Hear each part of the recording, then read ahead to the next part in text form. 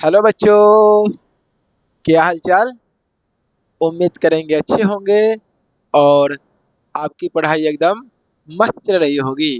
हाँ तो मेरे प्यारे बच्चों, क्या हाल चाल, सब बढ़िया ना। तो थंबनेल पे तो कुछ दिखा। तो हाँ सर, मुझे बैकग्राउंड में दिखाई दे रहा है problems on fraction and age. Fraction और एज का हम आज प्रॉब्लम लगाने वाले हैं। इससे पिछले क्लास में भाई मेरे हम लोगों ने प्रॉब्लम्स ऑन नंबर्स और उससे पहले प्रॉब्लम्स ऑन मनी मैटर्स की बात की थी। आज हम लोग दो टॉपिक को कवर करेंगे। पहला टॉपिक प्रॉब्लम्स ऑन फ्रैक्शन, दूसरे टॉपिक प्रॉब्लम ऑन एज। तो चलिए बिना वक्त गवाए आज की क्लास उसी जोश उसी एनर्जी के साथ क्या करते हैं भाई मेरे, स्टार्ट करते हैं। तो आप लोग से एक रिक्वेस्ट है, यदि आप वीडियो को पहली बार देख रहे हैं तो भाई वीडियो को शेयर कर दीजिए अपने दोस्तों के पास ताकि वो भी पढ़ ले। ठीक है, तो कॉपी और पेन निकाल लिए होंगे उम्मीद है। तो देखिए, वाह क्या है क्वेश्चंस। हाँ जी, आपको स्क्रीन पे क्वेश्चंस दिख रहा होगा लेकिन मुझे नहीं दिख रहे हैं, ये बात आपको पता होनी चाहिए। तो भाई आपको जो स्क्रीन पे क्वेश्चंस दिख रहा है वो मुझे मेरे फोन में दिख रहा है। ओके, तो आप स्क्रीन पे देखिए। देखिए कुछ रूल होती है। पहली रूल क्या है, वर्ड प्रॉब्लम्स बनाने के लिए भाई मेरे, वर्ड प्रॉब्लम्स बनाने के लिए कंसेप्ट को समझना बहुत जरूरी होता है। तो आज अपना पहला टॉपिक है प्रॉब्लम्स ऑन फ्रैक्शन। अब तुमसे हम पूछे कि बताओ फ्रैक्शन क्या होते हैं, तो आप बोलोगे sir p upon q, x upon y, ये सारे के सारे क्या है, फ्रैक्शन है। एक अपॉन दो, दो अपॉन तीन, तीन अपॉन चार, ये सब क्या है, सब फ्रैक्शन है। बात तो समझ में आ रहा होगा। आप बोलोगे हाँ जी सर। तो आपको स्क्रीन पे क्वेश्चंस दिख रहा है। फर्स्ट क्वेश्चंस क्या है, क्वेश्चंस को ध्यान से पढ़ो। बोल रहा है भाई मेरे, a fraction becomes 1/3 if 2 is added both of its numerator and denominator। मतलब किसी भी फ्रैक्शन में यदि उसके न्यूमरेटर और डिनोमिनेटर में हम दो को जोड़ते हैं तो फ्रैक्शन कितना बन जाता है भाई मेरे, 1/3। And if 3 is added to the both its numerator and denominator, यदि फ्रैक्शन में हम 3 को ऐड करते हैं तो मेरा फ्रैक्शन कितना बन जाता है भाई मेरे, 2/5। तो फाइंड दी फ्रैक्शन। तो सबसे पहले बात आपको हम बताए हैं फ्रैक्शन क्या होते हैं। तो लिखिए, let let our required fraction, required fraction, fraction is equal to x upon y. Fraction को हम क्या मानिए भाई, x upon y. Then according to question, then according to question, first statement पढ़िए आप बुक को। तो बोल रहा है इफ टू इज एडेड, तो किसमें ऐड कर रहा है टू, सर फ्रैक्शन में। तो बताओ ये फ्रैक्शन ये है एक्स अपॉन वाई। तो आप बताओ इसमें न्यूमरेटर कौन है। तो आप बोलोगे सर हम बचपन से पढ़ते आ रहे हैं, ये जो अपना होता है न्यूमरेटर होता है और नीचे वाला सर डिनोमिनेटर होता है। आप बोलोगे हाँ जी सर। तो बोल रहा है इस फ्रैक्शन में कितना को ऐड करते हैं। तो सर इस फ्रैक्शन में आप टू को ऐड कीजिए। तो टू न्यूमरेटर में भी ऐड करना है, टू डिनोमिनेटर में भी ऐड करना है। If two is added of both its numerator and denominator, यदि इस न्यूमरेटर और डिनोमिनेटर में दो को ऐड करते हैं भाई मेरे तो कितना बन जाता है सर, 1/3। आप बोलोगे हाँ जी सर। दूसरा स्टेटमेंट क्या है भाई मेरे, तो दूसरा स्टेटमेंट है इफ 3 इज एडेड। तो 3 एडेड किसमें करेगा, न्यूमरेटर और डिनोमिनेटर में। तो इफ 3 इज एडेड, देखो दोनों में हम 3 ऐड कर दिए तो फ्रैक्शन कितना बन जाता है भाई मेरे, 2/5। तो तुम बताओ क्या इस दो इक्वेशन को सॉल्व करके हम एक्स और वाई का वैल्यू नहीं ला सकते हैं। आप बोलोगे हाँ जी सर, बिल्कुल लाया जा सकता है। तो आप एक बात बताओ, इसे जब हम सॉल्व करेंगे तो पहले करो क्रॉस मल्टीप्लिकेशन, तो इधर करेंगे तो कितना भाई आएगा भाई, तो sir 3x plus 6 is equal to y plus का 2। अब एक बताओ 3x माइनस का y इज इक्वल टू, अब बताओ दो इधर प्लस में है 6 जाएगा तो सर माइनस में, तो 3x minus y is equal to minus का 4। और आप इसे मान लीजिए इक्वेशन नंबर 1। क्या कैलकुलेशन सही है? कैलकुलेशन को चेक करना भाई मेरे बहुत ही जरूरी होता है। आप कैलकुलेशन चेक कर लो तो कैलकुलेशन सही है। क्या सर इसे सॉल्व कर सकते हैं? आप बोलोगे हाँ जी सर। क्रॉस मल्टीप्लिकेशन करेंगे तो कितना आएगा, तो आप बोलोगे सर 5x प्लस का 15 is equal to 2y plus का सर 6। अब एक बात बताओ, इसे सॉल्व करेंगे तो 5x प्लस 2y, तो सर माइनस में इज इक्वल टू 6 माइनस का 15। आप लोग हाँ जी सर। एक और बात बताओ, 5x minus 2y is equal to minus का 9। ये अपना भाई मेरे इक्वेशन नंबर 2। अब बताओ इस इक्वेशन को सॉल्व करके क्या हम x और y का वैल्यू ला सकते हैं कि नहीं? आप लोग हाँ जी सर। आपने मुझे सिखाया है कि इस क्वेश्चन को सॉल्व करके x और y के वैल्यू लाते कैसे हैं। अब आप ध्यान दो, यहाँ पे y है, यहाँ पे 2y है। हम चाहते हैं इस y वाला टर्म को एलिमिनेट करना, तो क्या इसको यहाँ पे 2y आएगा तभी तो एलिमिनेट होगा। आप लोग हाँ जी सर। तो लिखिए मल्टीप्लाई इक्वेशन 1 बाई, लिखिए मल्टीप्लाई मल्टीप्लाई इक्वेशन 1 बाई कितना से भाई मेरे 2 से। अब देखो इसको 2 से मल्टीप्लाई करो तो कितना आएगा सर 6x माइनस का 2y is equal to minus का 8। अब लोग एकदम बवाल बात है। इक्वेशन 2 क्या है, तो सर 5x माइनस का 2y is equal to minus का 9। अब बताओ इस माइनस वाले को एलिमिनेट करना है, y वाले को एलिमिनेट करना है, तो क्या माइनस माइनस एलिमिनेट होंगे? अब लोग नहीं सर। तो क्या करना पड़ेगा, साइन चेंज करना पड़ेगा, तो माइनस का प्लस और प्लस का माइनस। अब लोग हाँ जी सर। अब बताओ ये कैंसिल, अब लोग एकदम कैंसिल। 6 में से 5 गया 1, और 1 को क्या लिखेंगे सर x, और जो बड़ा वाला साइन होता है वो साइन आता है, और साइन क्या है सर प्लस में है, इज इक्वल टू 9 में से 8 गया सर 1, तो x का वैल्यू आ गया मेरा सर 1। किसका वैल्यू आ गया, x का।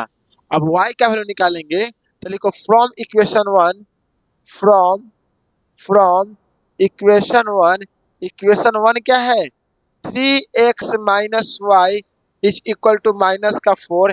x का वैल्यू कितना है सर 1, x के जगह पे 1 पुट करेंगे तो 3 into 1, 3 minus y is equal to minus का 4। अपने को y का वैल्यू चाहिए, तो 3 माइनस इधर आएगा sir plus is equal to y, तो sir 7 is equal to y. तो y का वैल्यू कितना आ गया सर 7 आ गया।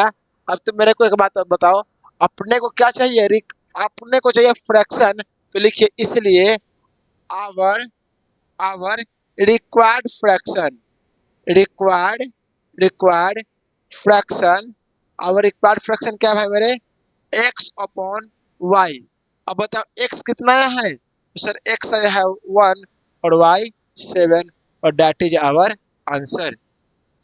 तो बताओ प्यारे बच्चों, 1% भी इस क्वेश्चन को समझने में तुमको दिक्कत हुआ? फ्रैक्शन का पहला क्वेश्चन आप बोलोगे नहीं सर। तो चलिए, यदि आपको कोई दिक्कत नहीं हुआ है तो फिर हम अगले क्वेश्चन इससे भी स्ट्रॉन्ग लेकर आते हैं। तब तक के लिए आप इसे नोट करो। तो उम्मीद करेंगे पहला क्वेश्चन समझने में आपको 1% की भी कोई दिक्कत नहीं हुई होगी। तो बताओ फ्रैक्शन का पहला क्वेश्चन समझने में कोई दिक्कत? आप बोलोगे नहीं सर। तो स्क्रीन पे फ्रैक्शन का आज अपना दूसरा क्वेश्चन आ गया है, और ये जो क्वेश्चन है आप स्क्रीन पे देखो, बोल रहा है भाई मेरे the sum of numerator and denominator of a fraction is 3 less than twice the denominator. Meaning को समझना बहुत जरूरी है भाई मेरे। If each of the numerator and denominator is decreased by 1, then the fraction becomes 1 upon 2. Find the fraction। Question CBSE 2010 में पूछी है। कब पूछी है? 2010 में। तो फाइंड द फ्रैक्शन, तो लिखिए let the fraction be, let the our required fraction, required fraction. और फ्रैक्शन अपना रिक्वायर्ड क्या होता है सर? X upon y.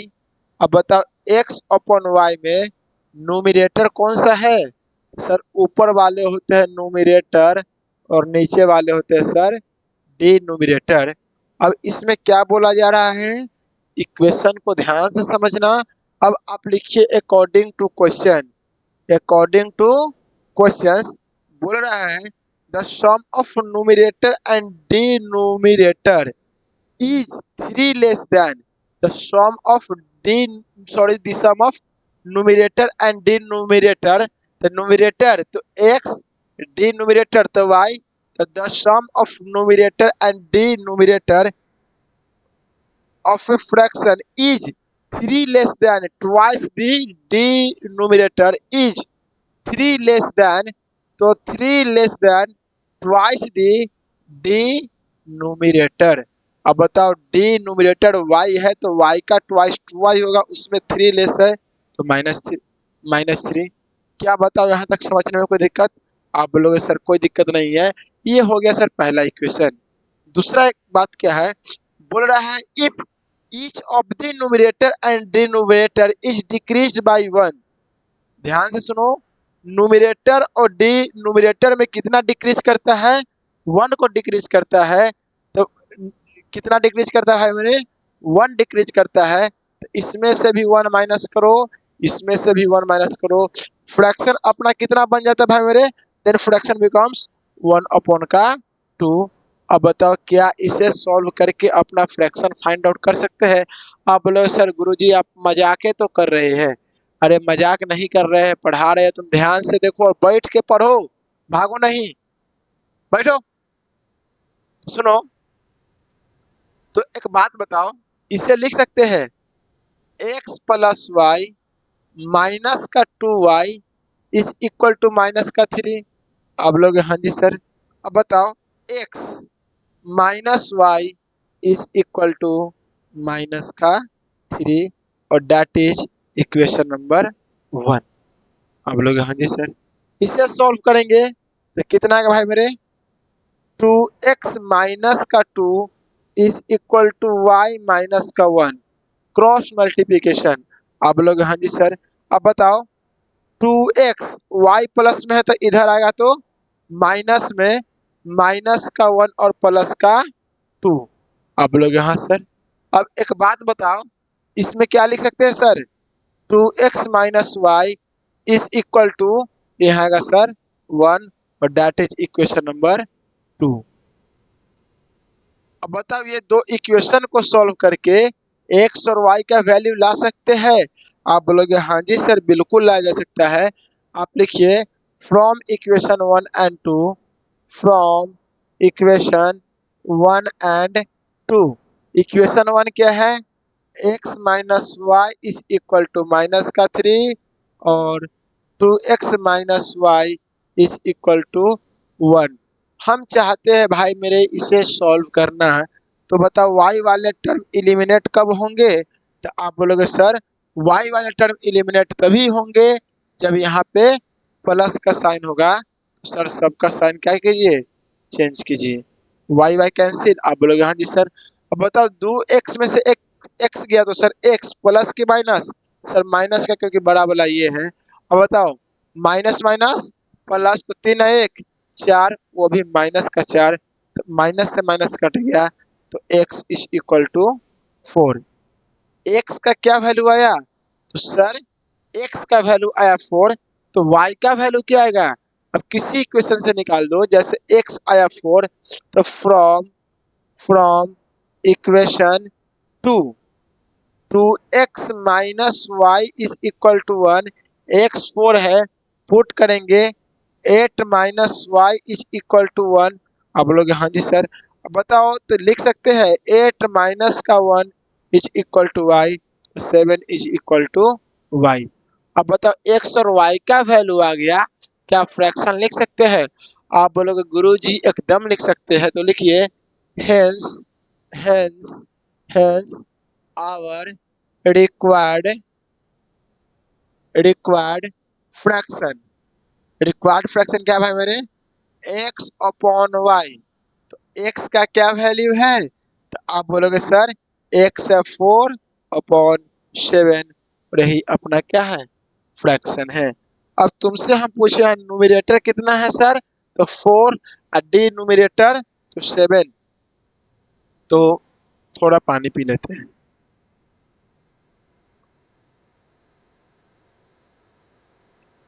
तो उम्मीद करेंगे मेरे प्यारे बच्चों कि आपको सेकेंड क्वेश्चन समझने में 1% का भी तकलीफ नहीं हुआ होगा। चलिए इसके बाद हम एक और फ्रैक्शन का तगड़ा वाला क्वेश्चन लेके आएंगे, तब तक आप इसे नोट करो। हाँ तो मेरे प्यारे बच्चों, उम्मीद करेंगे ये क्वेश्चंस आपको पिछला समझ में आया होगा। स्क्रीन पे दिख रहा है ना अगर अपना अगला क्वेश्चन? तो आप स्क्रीन पे देखिए और हम देखते हैं अपने फोन में। तो क्वेश्चंस अच्छे क्वेश्चंस है। सबसे लास्ट में देखो लिखा है फाइंड द फ्रैक्शन, तो पहले ही लिख दीजिए let our required fraction is let our required required fraction is x upon y. आप बोलोगे हाँ जी सर, एक्स अपॉन वाई जब सपोज कर लिए हैं तो बताओ इसमें न्यूमरेटर कौन है? तो सर नीचे वाले न्यूमरेटर और नीचे वाले डिनोमिनेटर। तो क्वेश्चंस को ध्यान से पढ़ो और समझो। बोर्ड पे देखो बोल रहा है भाई मेरे, in a given fraction if the numerator is multiply by 2। अब अकॉर्डिंग टू क्वेश्चन फ्रैक्शन कितना है? तो सर फ्रैक्शन है एक्स अपॉन वाई। अब बात को ध्यान से समझना। बोल रहा है if the numerator is multiply 2, तो न्यूमरेटर एक्स है तो इसको multiply by 2, and the denominator is reduced by 5। तो denominator is reduced by 5, we get 6/5। तो बी गेट 6/5। क्या यहाँ तक कोई दिक्कत? आप बोलोगे सर कोई दिक्कत नहीं। But if the numerator of the given fraction x upon y, तो बोल रहा है if the numerator of the given fraction is increased by 8, reduce नहीं इंक्रीज्ड, तो increased by 8 and the denominator is doubled and denominator is doubled, then fraction becomes 2/5। तो आप बताओ इसे सॉल्व करके फ्रैक्शन लाने हैं। आप बोलोगे सर क्या आप बेफालतू वाले बात करते हैं? क्या आप तो इतने दिन से पढ़ा रहे हैं, हम इसे सॉल्व नहीं कर सकते हैं? आप बोलोगे हाँ जी सर। अब बताओ भाई मेरे, इसे जब सॉल्व करेंगे तो मल्टीप्लाई करो क्रॉस, तो 10x is equal to 6y minus का 30। आप बोलोगे हाँ जी सर। अब इसे सॉल्व करेंगे तो 10x माइनस का 6y is equal to minus का 30। आप लोग सही बात है। हम इसे एक बॉक्स में क्लोज करेंगे और सपोज कर लेंगे इक्वेशन नंबर 1। आप लोग हाँ जी। अब इसे सॉल्व करोगे तो 5x प्लस कितना 40 is equal to sir 4y। आप बोलोगे हाँ क्रॉस मल्टीप्लिकेशन है। आगे देखो 5x माइनस का 4y is equal to minus का 40, और इसे हम सपोज कर लेते हैं भाई मेरे इक्वेशन नंबर 2। अब बताओ इस इक्वेशन 1 और इक्वेशन 2 को सॉल्व करके क्या हम एक्स वाई का वैल्यू ला सकते हैं? आप बोलोगे हाँ जी सर लाया जा सकता है। अब बताओ यहाँ पे 10 है यहाँ पे 5 है, क्या यहाँ पे 10 लाने के लिए 2 से मल्टीप्लाई करना पड़ेगा? आप बोलोगे हाँ जी सर। तो लिखिए मल्टीप्लाई इक्वेशन 2 बाई लाना कितना है सर 10। जब 10 लाना है तो मल्टीप्लाई बाय 2। अब इस इक्वेशन को 2 से मल्टीप्लाई करोगे तो 10x माइनस का 8y is equal to minus का 80। क्योंकि मल्टीप्लाई करेंगे तो लेफ्ट में भी करेंगे और राइट में भी करेंगे। तो आगे देखो ये क्या कौन सा इक्वेशन है, तो 10x माइनस का 6y is equal to minus का 30। अब बताओ अभी x वाले टर्म इलिमिनेट होंगे? आप बोलोगे नहीं सर, बिना साइन चेंज किए हुए नहीं होंगे। प्लस है तो माइनस, माइनस है तो प्लस, अब माइनस है तो प्लस। अब बताओ कैंसिल, आप बोलोगे हाँ गुरुजी कैंसिल। अब बताओ कितना आएगा, माइनस का 2y is equal to minus का 50। तो y इज इक्वल टू भाई मेरे कितना, 25। y का वैल्यू निकाल दिए। अब किसका वैल्यू सर, x का वैल्यू। तो लिखो कौन इक्वेशन से, लिखो फर्स्ट इक्वेशन से, फ्रॉम इक्वेशन 1, फ्रॉम इक्वेशन 1। और इक्वेशन 1 क्या है सर, 10x माइनस का 6y is equal to minus का 30। y का वैल्यू कितना है सर, 25। तो बताओ 10x minus 6 into 25 is equal to minus का 30। आप लोग हाँ जी सर, 10x कितना माइनस का 150 इज इक्वल टू माइनस का 30। तो 10x इज इक्वल टू, अब बताओ इधर जाएगा तो माइनस का 30 और प्लस का 150 आएगा सर, प्लस का 120। 10x, तो x इज इक्वल टू कितना सर, 12। अपने को निकालना है फ्रैक्शन, तो hence hence hence required fraction, required fraction. अब फ्रैक्शन क्या है भाई मेरे, तो sir x upon y, x का वैल्यू 12 और y का वैल्यू 50, सॉरी 25। फ्रैक्शन हो जाएगा सर 12 अपॉन 25। तो बताओ मेरे प्यारे बच्चों, ये भी क्वेश्चन समझने में कोई दिक्कत? आप बोलोगे नहीं सर। तो चलिए आज खत्म हुआ फ्रैक्शन का क्वेश्चंस। अब क्वेश्चंस लाग रहे हैं प्रॉब्लम्स ऑन एज, एज पे ला रहे हैं और एज पे बहुत अच्छा क्वेश्चंस आएंगे। ठीक है, तो उम्मीद करेंगे भाई तुमको समझ में आया। तब तक आप इसे नोट करो, हम फिर बात करेंगे प्रॉब्लम ऑन एज की। हाँ तो मेरे प्यारे बच्चों, तो बताओ समझ में आ रहा है? तो देखो एज का प्रॉब्लम ना बहुत अच्छा प्रॉब्लम होता है। एज के क्वेश्चंस अच्छे कौन से क्वेश्चंस होते हैं, जैसे मैं आपसे पूछ लूं कि आप मुझे एक बात बताओ, यदि आज आप कंसेप्ट हम आपसे पूछ रहे हैं, ठीक है, कंसेप्ट में बातों बातों में समझा दूं। मैं आपसे ये पूछ लूं कि यदि आप आज 10 साल के हैं, सपोज दैट, आज से 4 साल पहले आप कितने रहे होंगे? आप बोलोगे सर आज से 4 साल पहले हम 6 साल के रहे होंगे। तो क्या किए, 10 माइनस 4। तो यदि मैं आपसे पूछूं आज कोई लड़का है, मान लेते हैं राहुल गांधी, आज कोई राहुल गांधी लड़का नहीं है, हमारे देश के एक भावी प्रत्याशी हैं, है ना, हम उनको बहुत रिस्पेक्ट करते हैं। तो मान लेते हैं कि कोई इंसान है, आज उसका उम्र x ईयर्स है, तो हम पूछेंगे आज से 10 साल पहले उनका एज कितना रहा होगा? आप बोलोगे सर आज एक से 10 साल पहले सर x माइनस 10। हम बोलेंगे ये भी सही बात है, एज है ईयर्स में। आज कोई इंसान x ईयर्स के है और आज से 5 साल बाद, आज से 5 साल बाद उसका एज कितना होगा सर? 5 साल बाद होगा सर x+5 ईयर्स। यदि मैं आज 18 साल के हूँ, आज से 5 साल पहले, तो सर हम 5 साल पहले थे, 5 साल बाद, 5 साल बाद 23 का हो जाएंगे। तो आज से, आज यदि 18 है तो आज से 5 साल पहले कितना, तो सर 18 - 5। आप लोग हाँ जी सर ये बात तो समझ में आती है। यदि ये बात तुमको समझ में आती है ना भाई मेरे, तो एज का क्वेश्चन बहुत आसान बन जाता है। यदि आप इस बात को समझते हैं तो एज का क्वेश्चन बहुत आसान बन जाते हैं। जैसे कि आपको स्क्रीन पे क्वेश्चन दिख रहा होगा, तो आप क्वेश्चंस को ध्यान से देखो।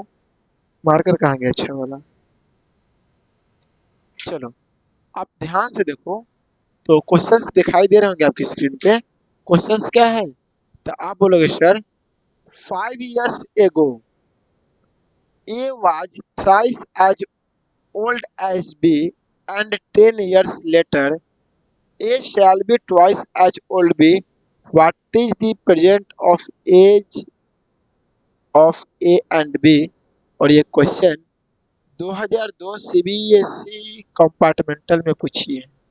तो what the present age of A and B. तो प्रेजेंट एज को भाई हम क्या कर लेते हैं, सपोज कर लेते हैं।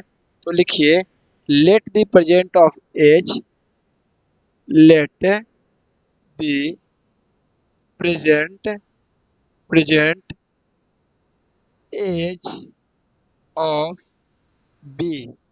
प्रेजेंट एज बी को मान लेते हैं सर कि आज जो बी का एज है वो एक्स ईयर्स है, एंड प्रेजेंट एज ऑफ ए मान लेते हैं सर वाई ईयर्स है। आप लोग एकदम सही बात है। अब बताओ, बोला है 5 years एगो, तो एक बात बताओ, आज से 5 साल पहले बी का एज क्या रहा होगा। तो आप इस बात को ब्लैक मार्कर से लिख लो ताकि आपको समझ में आएगा। 5 years एगो, 5 years एगो, 5 years एगो बी एज कितना रहा होगा। तो सर आज बी का एज है एक्स ईयर्स, तो 5 years पहले इसका एज रहा होगा सर x - 5 years। अब लोग हाँ जी सर। दूसरी बात, 5 years एगो, 5 years एगो एगो ए एज कितना रहा होगा। तो सर आज एज है इसका y, तो आज से 5 साल पहले y - 5 years। अब लोग हाँ जी सर। तो इसमें एक बहुत अच्छी बात है भाई मेरे, 5 years ago A was thrice as old as B. Meaning को पकड़ो, A was thrice as old as B. तो ए, तो अकॉर्डिंग टू क्वेश्चन ए, तो ए का एज कितना है। तो sir y - 5 is equal to x - 5। और एक बार फिर से पढ़ो, A was thrice as old as B.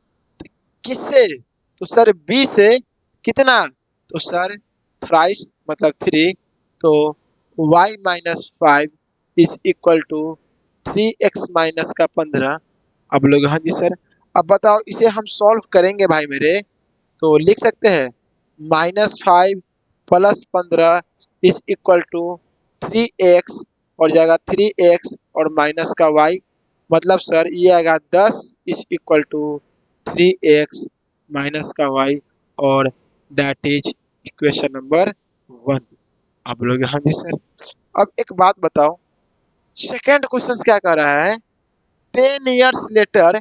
तो अब बताओ दूसरी बात लिखो, 10 years later, 10 years later, later का मतलब होता है बाद में, आगे। अब 10 years लेटर बी एज कितना हो जाएगा, बी एज। अब बताओ आज बी का एज है एक्स, तो आज से 10 साल बाद इसका एज, तो सर एक्स प्लस 10 years। हम लोग हाँ जी सर। एक और बात, 10 years लेटर ए एज, ए का एज कितना है, आज ए का एज है वाई, तो वाई प्लस 10 years। अब फिर इस स्टेटमेंट में पढ़ो, 10 years later or shall be twice as old B, A shall be। तो ए कितना है, तो sir y plus 10 is equal to x plus 10। और देखो और shall be twice as b, तो b है सर x प्लस 10, तो कितना ट्वाइस मतलब सर 2। और इसे सॉल्व करेंगे तो y plus 10 is equal to 2x plus का 20। अब इसे सॉल्व करो तो माइनस का 10 इज इक्वल टू 2x और माइनस का y, that is equation number 1। तुम बताओ ये समझने में कोई तुमको दिक्कत है। तो आप बोलोगे नहीं सर। अब बताओ इस दो इक्वेशन को सॉल्व करके हम एक्स वाई का वैल्यू ला सकते हैं। देखो मेन मोटिव है, आज कोई लड़का एक्स ईयर का है, बात को समझो। आज कोई लड़का एक्स ईयर का है, तो आज से 5 साल बाद कितना रहेगा सर x - 5। आज कोई y का है, आज से पहले 5 साल पहले तो y-5। सिमिलरली आज से 10 साल बाद x प्लस 10 और y प्लस 10। और एक कंडीशन है, ये कंडीशन है, इसे आप समझ लीजिए। यहाँ पे a is twice as b, sorry thrice as b, तो b कितना है सर, इतना, थ्राइस हो गया, वहाँ ट्वाइस था। तो अब एक बात बताओ, ये दो इक्वेशन है, लिखिए फ्रॉम इक्वेशन 1 एंड 2। 1 कितना है सर, 1 है 3x minus y is equal to 10 और 2x minus y is equal to minus का 10। क्या इसे सॉल्व किया जा सकता है? आप बोलोगे हाँ जी सर, माइनस को प्लस बनाइए, प्लस को माइनस और माइनस को प्लस, कैंसिल, 3 2 5x बराबर 20, तो sir x is equal to 4। जब x 4 आ गया तो सर यहाँ पे आप 4 पुट कर दीजिए, तो फ्रॉम इक्वेशन 1 लिख दो यार, फ्रॉम इक्वेशन 1 सर x का वैल्यू कितना है सर, 4, तो 10 इज इक्वल टू 3 चौके का 12 माइनस का y, तो y is equal to sir, y उधर गया ये आएगा माइनस में, तो y इज इक्वल टू 2। तो हमसे पूछा गया है find the present of A, age of A and B, hence hence present age of A कितना माने थे, x ईयर्स, और x का वैल्यू 4 ईयर्स। हम लोग यहाँ sir present age of B क्या माने थे, y ईयर्स, y का value, sorry y years 2 years. तो बताओ प्रेजेंट एज निकालने में कोई दिक्कत? बस कंडीशन को समझिए और दो इक्वेशन निकालिए, बनाना स्टार्ट कर दीजिए। तो उम्मीद करेंगे ना मेरे प्यारे बच्चों कि आपको समझ में आए होंगे। अब इससे भी टावर तोड़ एज पे एक और क्वेश्चन लाने वाले हैं, तब तक आप इसे नोट करो। जी हाँ, तो मेरे प्यारे बच्चों उम्मीद करेंगे पिछले क्वेश्चन अच्छा लगा होगा, और प्रॉब्लम ऑन एज का एक और क्वेश्चन आपको स्क्रीन पे दिख ही रहा होगा। बोल रहा है, ये देखो ये क्वेश्चन जो है सीबीएसई 2003 में पूछी है, ठीक है। तो क्वेश्चन पढ़िए ध्यान से।